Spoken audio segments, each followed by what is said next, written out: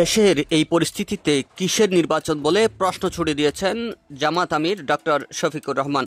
দেশে এখনও level playing field কিংবা সুষ্ঠু নির্বাচনের জন্য পরিবেশ তৈরি হয়নি বলে সাফ জানিয়ে দিচ্ছেন তিনি।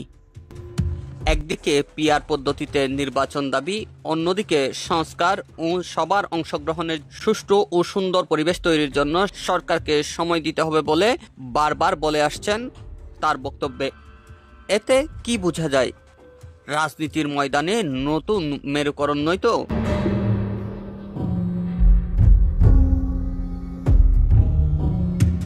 অর্থাৎ অন্যান্য দলগুলোর সাথে জোট গঠনের সময় নেওয়া এবং সে সময়ের মধ্যে বিএনপিকে অনেকটা কোণঠাসা করার চেষ্টা।